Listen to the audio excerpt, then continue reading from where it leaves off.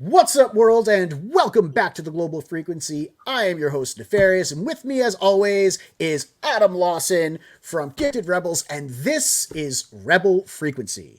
This week, we're going to be going over a couple of books. We're going to talk about what we got in the store, and then we're going to jump right into the Cryptidnals, Confederate Monster, right? And Dark Ride. But first, yeah, let's check out what Adam got at the store, and then I'll hop in and show you what I got. This is profound. This is Ronin 2. So Frank Miller has launched his own publishing company. So talk about a disruptive thing. If there's any voice or name that can do it on their own, it's Frank Miller, right? So this is Ronin 2. So if anybody remembers the original Ronin from 1987, which is absolutely amazing. It's one of the greats. One of Frank Miller's best works. He started, this one is him writing and doing layouts with Philip Tan, who, interestingly, I talked at San Diego Comic-Con about this. Said he was doing a book with Frank Miller, and I was like, what is this book? Well, here it is. It's awesome. It's all in black and white. Philip Tan does gorgeous work, and I hope it stays in black and white. Yeah. That's awesome. Obviously, we've reviewed this on the show. Righteous Thirst for Vengeance, Volume 2 is out. You've got to be reading this. Got to pick that up, man. It's a good series. It's very good. So awesome. We've got More Bad Idea, Orc Island, which is a weekly, which is insane, right? Here's weeks 3 and 4, badass fantasy series, Bad Idea. And then Frank Miller presents another book here called Ancient Enemies. It's got a superhero-y looking for me. And just sort of, it's like style and the posing of people and the super suits. I'm kind of bored on those, but it's Frank Miller. I'm going to give it a try and see what's hiding out there. And then, of course, 2 of the best indie books out there, of course, Do a Power Bomb, as we've reviewed. My copy came in late for number 6, and then Kaya, which I see you started picking up too, Neff. These books are so good. Also fantasy, wrestling awesomeness right here. Daniel Warren Johnson, best in the biz. So that's what's happening at the shop. Those are the things to look out for. And then, all right, guys, knives on camera, not to be done at home. Be careful there. 2 packages came in here, which is a slow week. But what we got here is this first one coming in from Boom Studios. And I think you all know what this is. I know what this is. This is Berserker Volume 2. I'll make you big. I backed this. So you could be collecting the single issues, but I backed it so I get the trade every 5 months when they drop into a new trade. This series is awesome, by the way. It's incredibly fun and hyper violent and kind of everything you've come to love about Keanu Reeves in the John Wick series packed into a comic book. And Keanu loves this. Like, when you see interviews with him, he's still talking about this comic. It's rad. I hope we can garner this much magic with my book with Wesley Snipes. We'll see.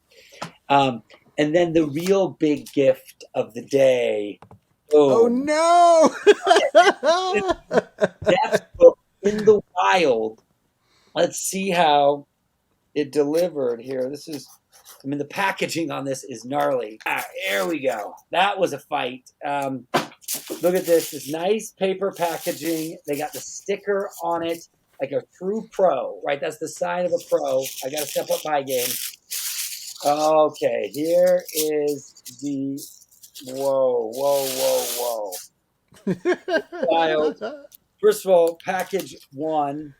So you've got these patches. Just talking about this jacket. This is my tribe jacket where I put my patches for Indie Comics. You can see Monster MD. Mavericks will go right on there. Holy cow, standees. You got stuff from 6 a.m., stickers. That's like a half hour just to get into that. We got an orangutan. Clearly, Neff has nothing to do with ARO, baby. I mean, this, I don't even know what this is here. This is like, it's a print pack. It's a pack of prints from the campaign. So it's all just art. Oh my gosh, look at this. So many, there's a syllabus. Unbelievable. I mean, prints are awesome. Well, that one is dope. That's a that one's Eric Ninotowski's right there. Yeah, just go through them at your leisure. There, it was very exciting to do all the art for this campaign. And then we got Maverick's active duty ash can. That's the size of a large magazine. I mean, this thing is, look at the size of this standard comic. This thing.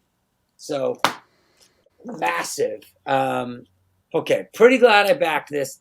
This is like a Christmas morning level package. And if we weren't doing it on camera, I'd have a little bit more glee getting into this. So that's this week. What about you, Neff? I've been a camera hog. So at the store, we picked up one of the books that we're going to be reviewing today, Dark Ride.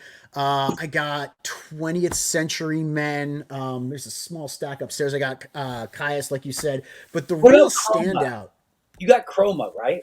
the real standout is Chroma, man. This I don't know book, why I didn't get that. That looks incredible. this book is it's something else. I got to tell you, I did not expect this. I should have. It's Image Skybound, right? They did the same company that did Murder Falcon, and it's Dark Ride. really some exquisite storytelling. They use all the tricks of the trade. They use sound, they use transitions, they use the color comparisons and palette shifts. They use trailing dialogue and page turns. It's really great. Calling my comic shop. As soon as we're done here and having them put that in my box, I need that. But we should get into the books themselves that we are going to talk about today. Do you want to start with Confederate Monster? All right, So Confederate Monster it is. On Dark Ride.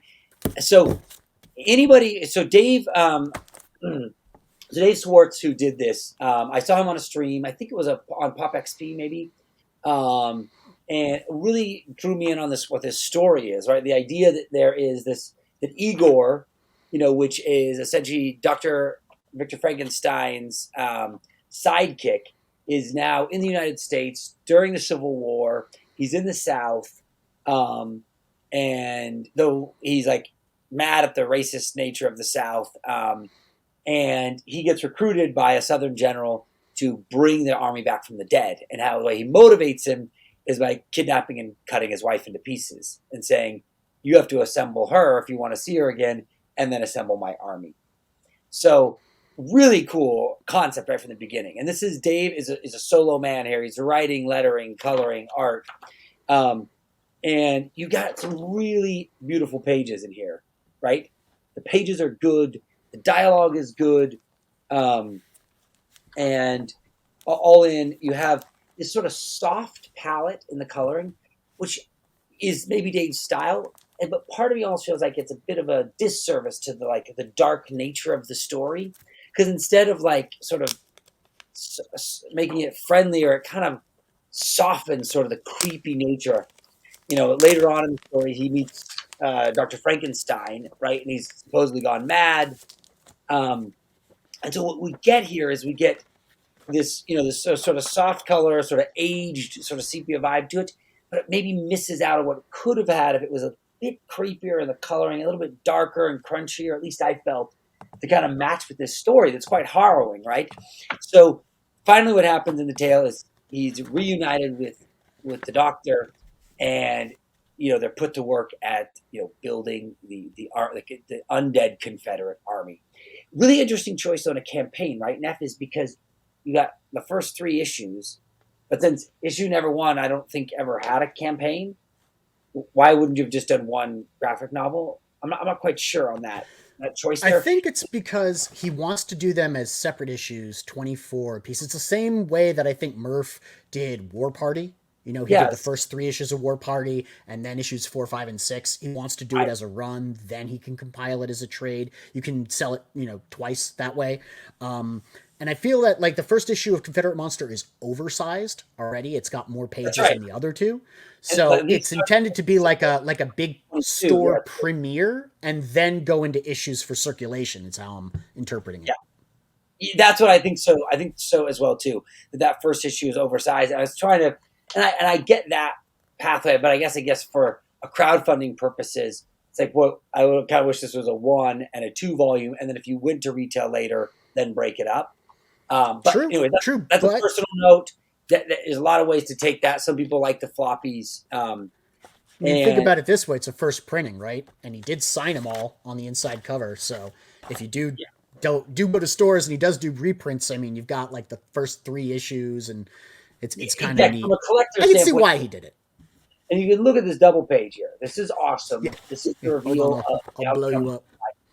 right? Um, and really, he has great layouts. That's one thing I'll give Dave. He has great layouts and really solid dialogue. One of the things I felt though here as we moved into issue 3, we have this segue where Dr. Frankenstein talks about how he like was able to hold himself together in this asylum, and we get this odd long story about how he learned how to master his mind from this ancient, Eastern mentor. And it takes us about half of the issue, and it's kind of threw me as far as like how much time we spent on that flashback. It's really low relevance. It could have been a page. Boom, we're out of it. We get it. But we spent a good portion of the book going through that. And I was like, dang, how did we get lost in that flashback? When really you wanted to see more of what was going to happen when we get into this world, right? This is what you're dying to see. You're also dying to see, this is a great page right here. You're dying to see like some of these Confederate soldiers come back. So maybe because I felt like, good, solid writing, dialogue solid, story solid, art is solid, but the pacing, issue 1 has really starts off with a bang, and then it seems to sort of meander a bit across 2 and 3 as he meets the good doctor, and you get, anyways. So I feel like that's what I was struggling with this book, even though I was really enjoying it, and will definitely get issues 4, 5, and 6. I want to see the Confederate Undead Army. I want to see these promises pay off, and they are an enjoyable read. So what about you, Yeah, Neff? I think overall the art was good, very solid. Like you said, I really dig the layouts. It was very clarity focused. The readability was very high. He didn't do any like weird, strange panels that didn't feel cohesive. The dialogue, in my opinion, was a little bit much in issue 1. He did pare that down into issue 2 and 3. There were also some continuity questions that I had in 1 that he then answered in 2 and 3. I agree with you about the good doctor's flashback, but here's what I think in general. He's telling a story, a new retelling of the Dr. Frankenstein story in a Well, really he's neat way, not retelling right? that. He's almost taking it to its chapter 2, really, because it's Right. like after the Promethean book, right? It's Well, this. I mean, yeah, but traditionally Igor is like, Master, I will resurrect the monster. They die dead. I die live. What? That'll be all, Igor. Sorry, master. So it's kind of a different take where Igor is like he's an upstanding doctor himself. He learned all of the secrets from Dr. Frankenstein. Victor Frankenstein went to like the Himalayas and like learned hypnotism and all this other stuff. So I agree, it's like a continuation, chapter 2, right? Or even just like a re-envisioning of what happens after the Frankenstein myth. And in order to do that, in order to take, like you said, the chapter 2, there's this really weird bridge, which gets dragged out. And I think that Dave may lose the plot a little bit trying to explain how Dr. Frankenstein's method works, which Right. winds up being an awakened form of ayahuasca, specifically DMT. He invents DMT and injects it into people's brains when they're dead, so that the moment they're shocked back alive, the soul, the mind, and the body come together. And it was just like, I was like, whoosh, okay, crazy science stuff that rips me out of the storyline plot to try and explain the backstory behind it. And then he does this one other thing that I wasn't super crazy about, and it is this overt, heavy-handed political commentary at choice moments where he feels, I mean, it honestly feels like Dave is lashing out at the people who live in the South. Sure. It feels like Sure. that. When I read it, I was like, whoa, damn, dude. Like, that's hitting pretty hard. And for me, it felt like, I don't know, part of the plan that Frankenstein had was setting up this alternate identity for Igor when he sent him to the New World, right? And he sent him to the South. And it's not like it was dramatically unknown 6 years ago, because he's been here for 6 years-ish. It's 4. He says, "How can we continue to live here? It's been nearly 4 years of rubbing elbows." Okay. Right, Yeah. so the Confederacy is losing at this point in the Civil War, which we kind of saw coming. These guys are genius men. They're thinking years, if not decades, into the future. Victor Frankenstein hypnotizes himself and creates a cipher around his mind to protect his secrets. Y'all didn't see racism in the New World? Like, y'all didn't go, oh wow, the plantations suck. I don't know why I'm sending my guy there to work in an environment that is going to bother him so much that he rejects it wholeheartedly and decides to flee again after he sails halfway around the world. For me, it just felt that there was a little bit of doubt on that hand. I get what he's doing. Zombie Confederate army, because we don't have the soldiers, we're losing. It's dragging on in the war. Obviously, it's getting to the point where the Confederacy might surrender. But it feels a little bit labored in order to make a commentary. Well, I almost like he was trying to absolve his character. He says it in this line, "How can we continue to live here? It's been nearly 4 years of rubbing elbows with the white supremacist elite." It was an odd expression, you know what I mean, in 1876. Well, I mean, he even goes into the founding of the Ku Klux Klan later, and then Yes. he makes a note. He makes a note in issue 3 specifically about the antagonist, Nathan Bedford Forrest, who is like the key villain of this. And look, so I understand Nathan Bedford Forrest, not a good guy, not a fan of him at all, not a fan of the Confederacy and the culture that was spawned around that or by that. But I like my villains to have depth. I like my villains to be complicated or complex in some way. Right now, we've got complex heroes or protagonists, right? They are trying to do something with science, and it's also like dark, forbidden science in a way. They're in a bad situation, being held captive against their will, where they have to employ these scientific methods that they know aren't good. Like, there's a conflict there, right? And there is a dramatic tension to it.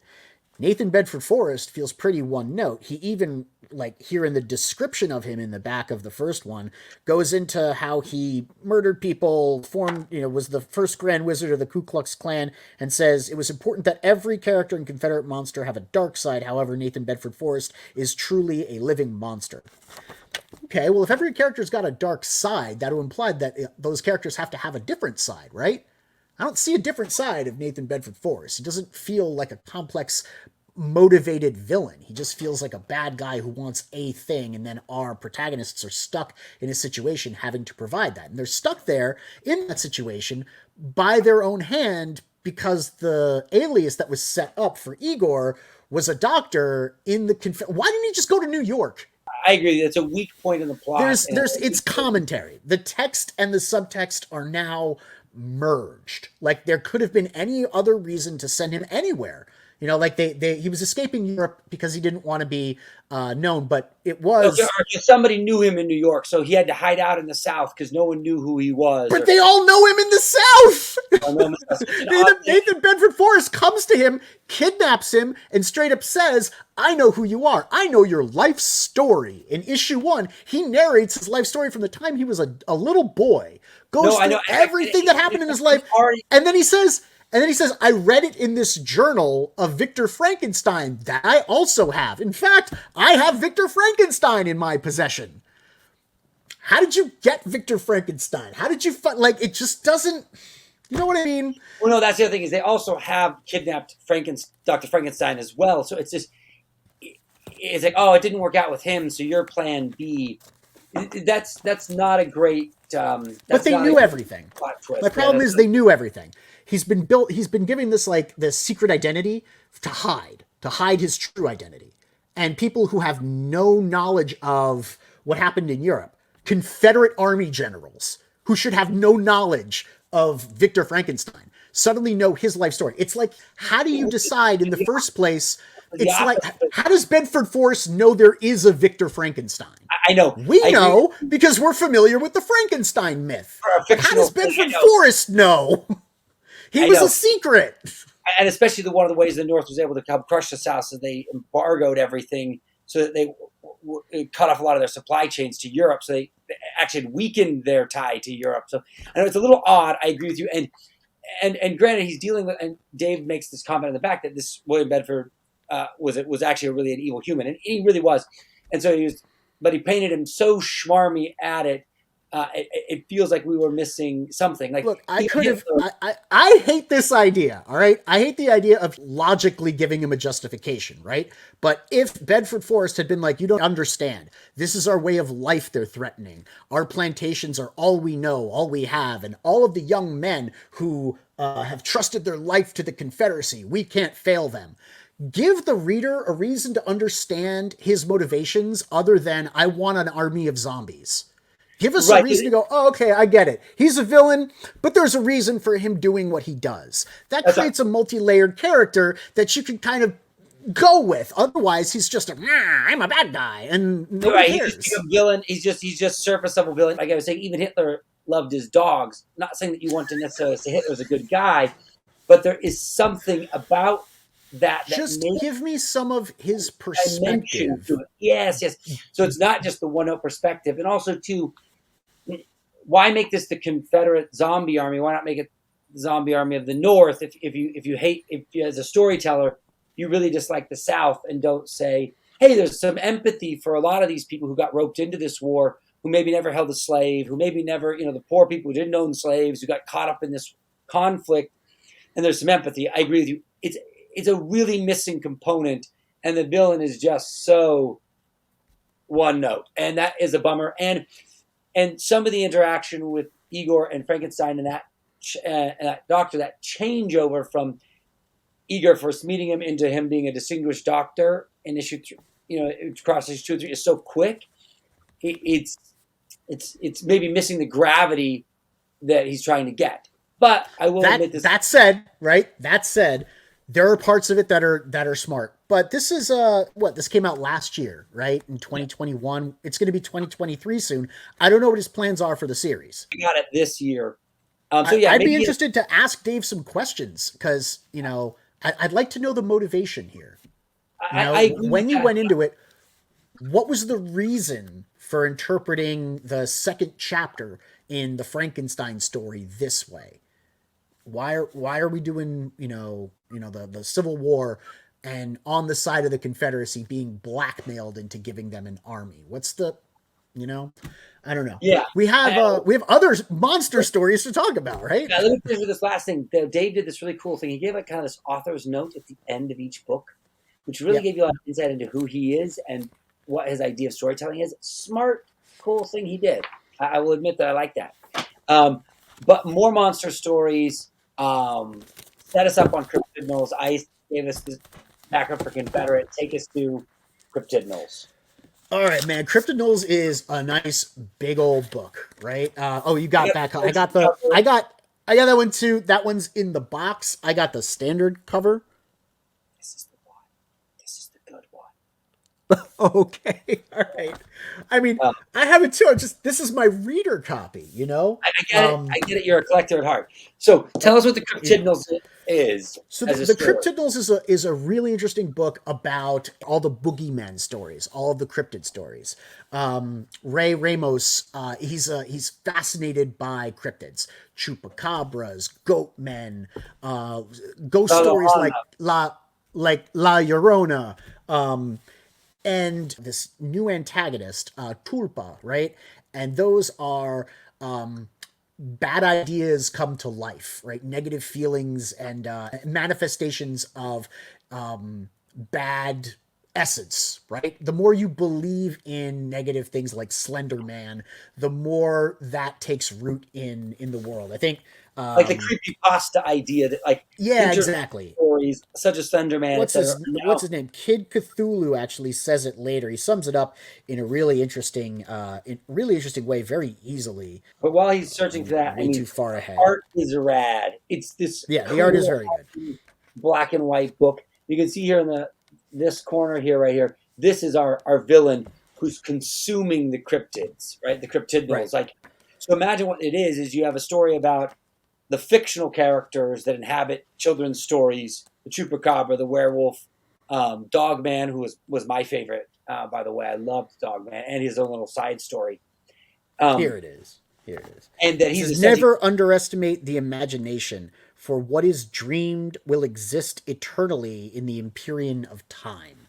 So it's like you envision, like you said, the creepy pastas. We give power to it by creating it in our own mind, and then it manifests in reality. You can see this is our villain. An incredible. I love the design on this monster. And then these are like his henchmen, the black-eyed children storming in. And then there's Dogman you can see on the other side of the page. So, but it's a cool idea because it's like La Llorona and the Chupacabra and Kid Cthulhu are getting together. And they're the good guys. Fight. Right. To fight El Ñango. And El Ñango is like the villain. He is the Tupa and all the black-eyed children. Yeah. Never-ending story. Yeah. He's there to kidnap this girl who's sort of the protagonist of the story, and all of the Cryptidnals have to come together and help her. And it's about the easy alliances that they make with each other to fight the overwhelming evil. Cortez is our main protagonist here. And she's sort of the destined, and all of these stories are some sort of destined hero. She is the destined hero, if you will. And she's cool because she's this kind of cute, funky video gamer girl that gets whisked. She's got personality, and she handles it. She handles it pretty well. She gets whisked away to like the city of monsters, and she kind of goes with it. At first, she's freaked out, but I like the way that I like the way Ray has given her this personality that unfolds over the course of the middle of the book. And like I said, it's a very large book, but it's a self-contained story. And what he really achieves here is he achieves a great pacing. He achieves great beats so that you can feel like each of these acts really comes together to create a comprehensive narrative. And as a storyteller, I respect when... I loved Cryptidnals. I loved. Yeah, it's a good book. Yeah, I loved it. Their book before, Undead Border, I loved as well. It's one of my top 5s of the last year. And I feel like, yes, Undead Border, that Preston cover is so great. And I feel like this has that level of magic in it. You want to get into these characters, the world he's built, the art is fun. Here's that Dogman, because this kind of says it all best. There's a woman being attacked by one of the evil Cryptidnals, if you will. And Dogman is here jumping in, takes out the beast. I think it's actually a Chernobog too, which is great. Yeah, the Chernobog hears the crying baby, and it shifts its attention to that, and then he pops it in the head, and you get a sight of the Dogman's curse, right, where he's a Dogman and he's kind of immortal, but when he shoots his gun, it steals life from him and he becomes mortal again. That's right, and it's a really neat inversion. I like that. Yeah, it's really, really a cool setup. What I liked about this, though, is sometimes I know we've talked about, like with Kozor and other books, they struggle because there's not enough story on the table. And you got to wait a year and a half to get it. And it's like, I didn't get enough story to maybe hook me to wait another year and a half. Whereas Cryptidnals didn't struggle from that. And what you have is you get the luxury of these beautiful mashups of ancient Mexican and even modern Mexican lore, which Ray just brings in spades to the table. Right, that's his passion too. And you can feel that passion. You can feel his love of cryptids and the stories, the myths, all of the stuff underneath that. Like La Llorona is usually a ghost story that you tell your kids, right? You tell your kids, to scare them into behaving well. It's the first time that I've encountered La Llorona as a hero, as a protagonist, and really felt for her and the loss of her children as being what motivates her, and her banshee's wail coming from that sorrow in a place where I can be empathetic to it rather than terrified by it. And his ability to humanize the myths that are supposed to scare us, I thought was an incredible feat. Goatman, bro. Goatman. He goes out like a G. He's such a good character, Here's the team. You can see there's La Llorona here, there's Goatman, there's Kid Cthulhu, there's Dogman. It's like, what a gnarly pack of unsuspecting heroes that he's put together. And like you said, there's a wonderful pacing to this book where we start out with Dogman and the Cryptidnals world and La Llorona and getting into it. Then we meet Quinn, and she gets wrapped into it and gives the outsider's perspective, and it blows out into what is become, this much, much bigger, larger world. plot where where it's a threat against the world and all reality, because there are more cosmic forces at play. And, you get little bits of insight from Kid Cthulhu about that. You get little bits of insight from the underworld city about that. What I like about Kid Cthulhu, he's like the one with the information, because he's, representative of the elder god, the one with the ancient knowledge about things. And I love that he is very much the same way. He's texting and he's playing his video games, and that's just, he really struck me in a great way. He is kind of my favorite. Yeah, Kid Cthulhu, great character, and Dogman was my favorite. But I think what he's done here is he's spun everything on its head in such a fresh way. He paced it in a way where it really developed. It got to have a massive climax, great payoff in the end, or the end for now, as it says.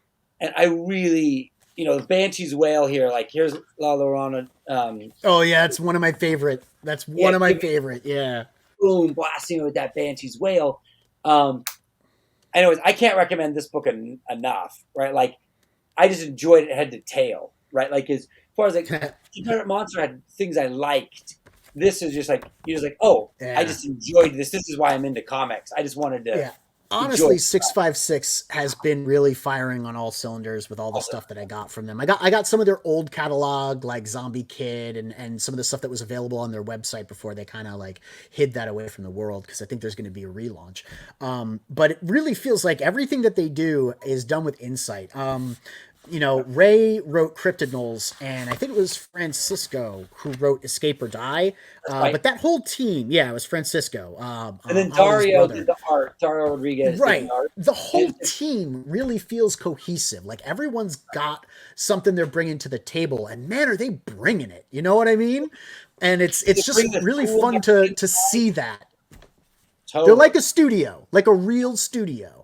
And they bring like this great Mexican lore and items, like with Undead Border, and with this, they bring like this Mexican vibe to it that gives you this like nice taste and flavor here, sitting in the States where we're not used to what they're bringing. And it's, anyways, that's 100% win.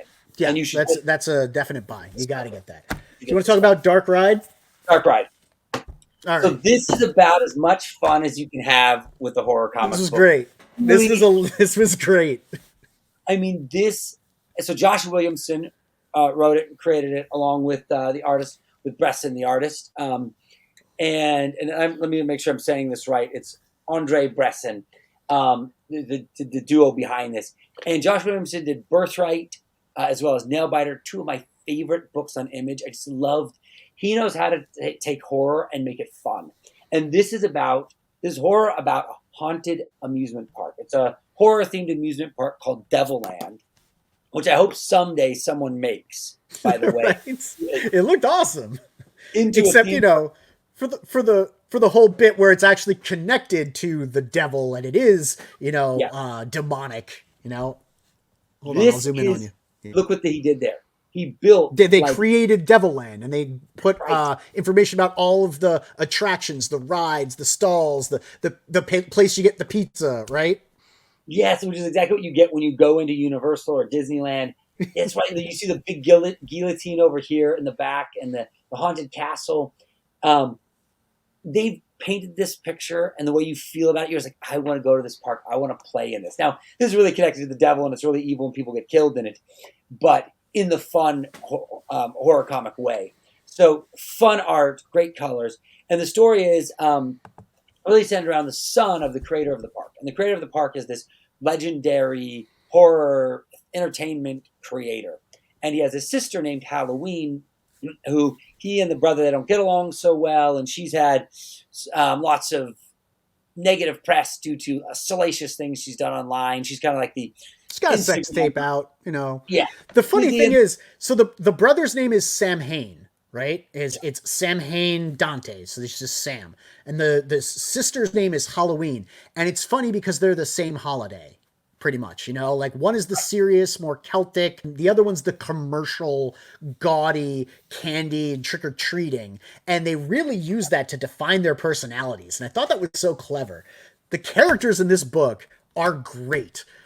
Even the minor ones that are kind of insignificant, you get attached to them so well, and it's not because they're caricatures, they just fit the purpose that they're there for. The security guard, right? Mr. Hater, Hayter. He's a hater at the park. He's great. And he's like this big, beefy dude. Like everybody plays their part to the hilt. And the mascots. Those things are evil. Evil for sure. And so you've got these great mascots. And they're not like animatronic. They're like legit evil monsters. And you get like this, massive haunted ride that he enters. And essentially the story is about a boy who gets working there at the park, working in janitorial staff. He's such a huge fan, loves it all. And then he gets taken on a ride and gets murdered. And then he's just a narrative lens. And that was really clever of them too. They do all of the exposition necessary for you to understand this scenario, for you to understand all of the history behind the park and the current problems plaguing it by having this fanboy goobing to his supervisor about how much he loves the park. Oh, and did you know this part of it? And I heard, the owner's son did this thing. And it's really intelligently woven. It feels like true storytelling. And then, of course, we dispose of him because we don't need him anymore. That's right. He did his job. He was a great narrative frame for the first issue. Let's just get rid of him. And then in issue 2, that's the twist. That's the twist. That's why Williamson is so good at just spinning these great twists and the story of unique characters. It's super fun. The twists are great. The dialogue is rad. And then this is the great, Devilland logo. The color work, the art was very solid. The panel designs were very good. Readability wise, it's very easy. There are not a whole lot of word bubble heavy pages. Every comic book has maybe one or two where there are a lot more words than some of the other ones, but they earn those pages by giving us wonderful silent storytelling before and after. So it does feel like they balance it in a way. Just when I'm at the point of like, oh man, these words, there's a page turn and there's no more words, or there's like two bubbles. And I really feel like they the same way that you build tension oscillating between hope and fear, they're building readability by oscillating between narrative and visual, and it seems so intelligently put together. All of the tiny little touches, the names of the rides, the books in the background. Whoever's done this has done a lot of research about horror and all of the creepy things out there, and has really brought that and put that into the book. Here's a great example of what you're just talking about. This is this YouTube. Yeah, that's it. Yep. Who goes to the park, and he's in the issues. He's once again a really cool side character that's like telling to his fans this is what they want to know about Devilland, right? And he's like giving the inside track. So he's a bit of a narrator, a bit of a different lens into the park. And they do it because he's narrating to his live stream audience. They do a similar thing in Cryptidnals. They have like a live streamer live streaming the thing that's going on, but it's not unjustified narration, and I love that. So good they justify it. Is you get hit by this heavy dialogue page, right? And then, which is still well written and funny and witty, and then boom, we chop into this page where you see the park closing for the night, right? What a brilliant way that he does this.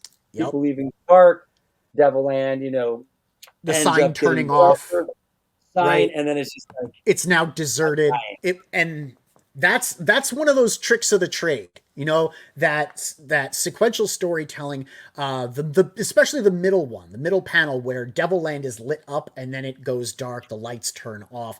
And at the bottom, we really hit those aspects. The location of the ride that was lit up before is now dark and desolate. The place where you were getting food, right, it has nobody gathered around it. You really feel like he's setting the environment so well. And that type of visual storytelling does as much, if not more, for the reader than long blocks of narration and exposition.